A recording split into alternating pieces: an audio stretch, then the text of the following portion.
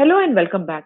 My name is Trisha Jaktiani, and in this tutorial, I will introduce you to the match function, and we will see how it can be used with the VLOOKUP function to make your VLOOKUP dynamic. Match function is used to return the position of the text or the value from a given range. For example, in my sheet here, I have two tables given on the right where you can see some value given in the table, and I have to identify the column number or the row number in this table. In order to do that, I will use the match function because match function can easily identify the position of the particular value in the given range. So the first argument in the match function is the lookup value.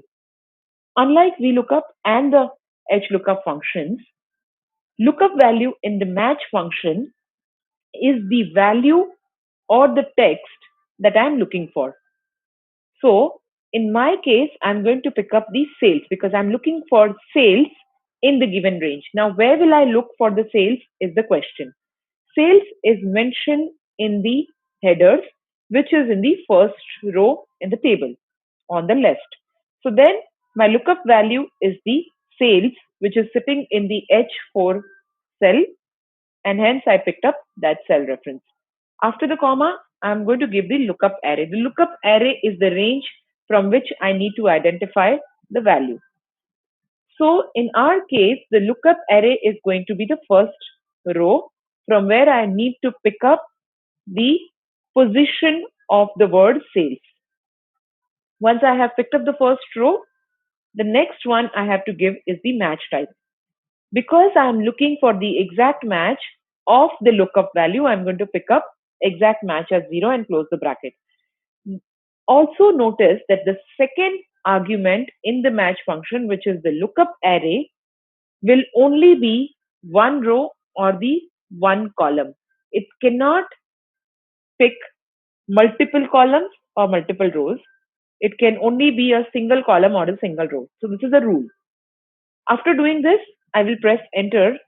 Excel will give you the position of the sales in that particular row. So when I say position, it is going to check in this whole range which position is the sales sitting. First position is customer, second is region, third is order date, and sales is in the fourth position. So can I say easily that sales is sitting in the fourth column? The first column is customer, second is B, region, third is order date, and the fourth is the sales column. And that's the reason it is saying the fourth column from the table. Next one I need to identify is the row number for which Smith and Company is sitting. Smith and Company is the name of the customer, and the customer name is sitting in the first column. So then my array or the lookup array in the match function is going to be the column. So my lookup value here is again Smith and Company, comma, my lookup array, like I mentioned, is going to be the first row, comma, and then my exact match, so 0. I press enter, I can see that it is giving me the result as 6. Again, I can say that Smith and Company is sitting in the 6th row. Why? Because the first row is the header customer, second row contains the details for Acme customer, then the widget, then the fourth one is 1 to 3 warehousing, fifth one is demo company, and the sixth row contains Smith and Company's details. So Smith and Company is sitting in the sixth row if I'm selecting the range from the header till the end. So this is how your match function works to identify the position in the given range. You would have also noticed that when I wanted to identify the column number, I had picked up the row in the lookup array, but when I wanted to identify the row number, I had picked up the column number or the column as my range in the lookup array. Now moving on to see how we can add match with the VLOOKUP function to make your VLOOKUP dynamic. In order to do that, I will first start with the simple VLOOKUP function which we have already learned in the VLOOKUP video. We will first see how the VLOOKUP function works here. So the lookup value here because I'm going to identify tentative date of joining from the base data, I will have to use the lookup value as my name, which is the first name, and then table array is going to be from the base data. I pick up the full base data. From the base data, I will have to check my column index number. The column index number will be the column where tentative date of joining is sitting. So starting with the name, I'm going to take the first column index number as name, second column index number is gender, third is stream, fourth is exam start date, fifth is exam end date, sixth is GC update, and the seventh one is my tentative date of joining, and hence my column index number is going to be 7, comma. My last thing that I have to give is the range lookup, which is going to be the exact match. So I can either enter false or I can enter 0 as my exact match or the range lookup. Press enter and here you get the result for the tentative date of joining for the first student name that is mentioned here. If I drag it down, of course, it will give me the result for the rest of them.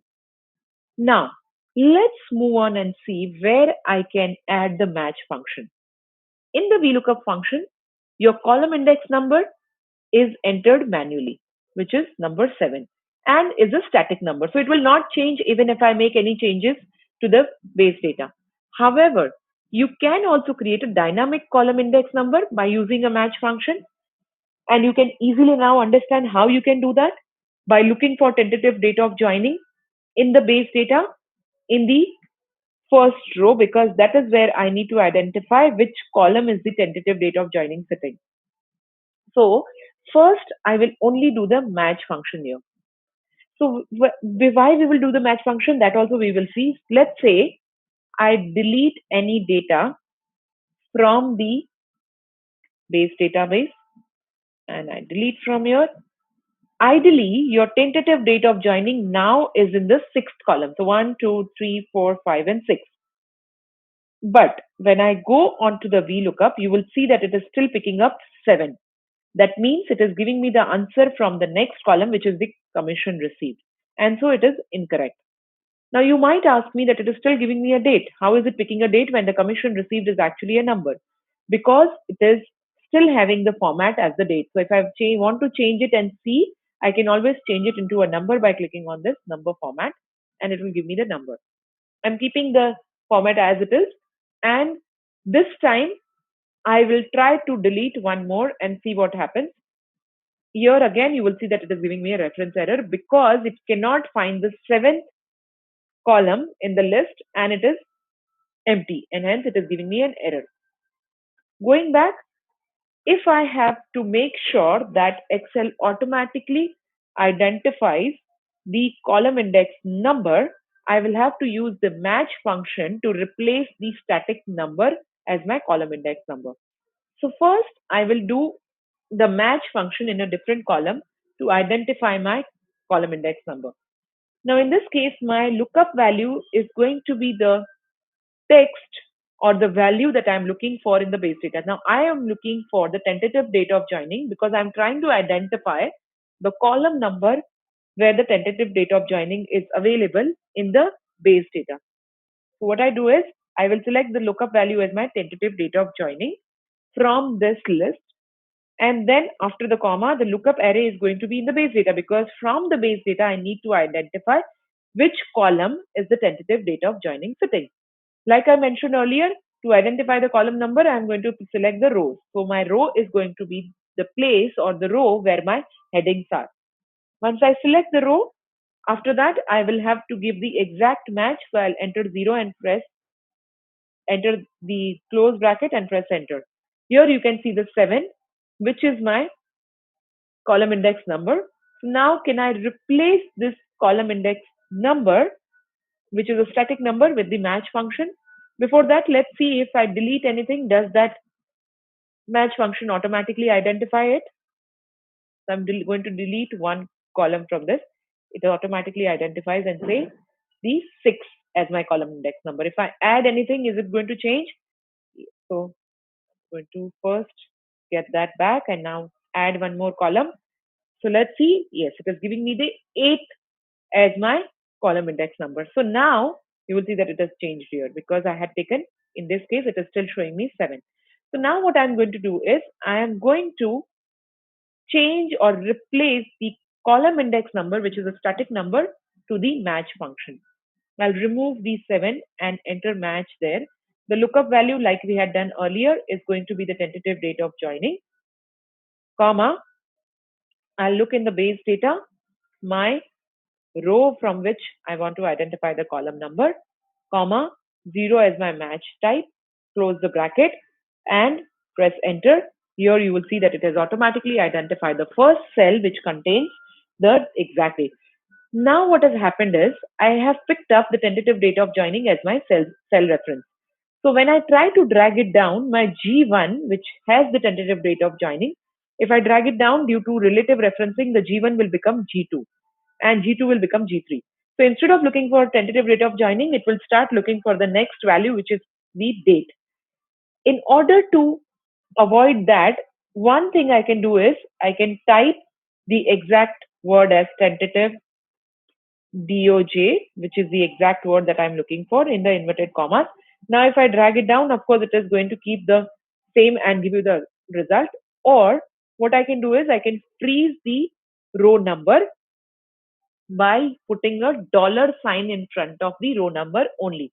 We have already seen the relative and the absolute and the mixed reference in the other video. So please refer to the referencing video to understand the relative and the mixed reference. So this is called as a mixed reference where I'm only entering the dollar sign to freeze the row number.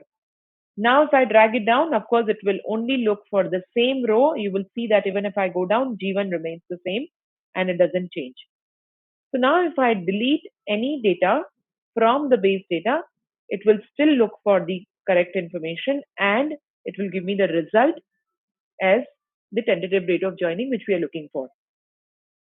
Now, another use of using the match function is that if I want to drag and get the results for the adjacent cell also, for example, here the tentative date of joining, it has been identified by using the VLOOKUP function. If I also want to identify the commission received in a VLOOKUP function, I'll have to do the VLOOKUP again and enter my commission received column number as my column index number. However, if I have entered match, match will automatically look for the commission received and give me the result for the next function. However, there is one more thing that I'll have to freeze. Let's see if I drag it right, what happens. If I drag it right, your A2, which is your name in the VLOOKUP function, changes to B2 and it will start looking for gender, which is incorrect. So then I have to also freeze A in my lookup value for VLOOKUP function. So I'll freeze A, press enter. Now if I drag it to the right, it is going to check for the same one, which is your A2 from the list, because now your A is not changing. Even if I drag it to the right, your table is going to remain the same. In the match, because earlier it was looking for G1, you will see that in the match, now it is looking for H1, which is your commission received, and everything else remains the same. However, again, like I mentioned earlier, your commission received is showing in the date because that is how it has been formatted. So I'll change it into the format by clicking on this comma sign, which is changing it into a number. I remove the decimal places and drag the result down. And here you get the commission received result also. So there are two uses of using the VLOOKUP function with the match. One is that it becomes dynamic by even if I delete or add any information here, it will still give me the correct result because now there is no static number, but it is using the match function.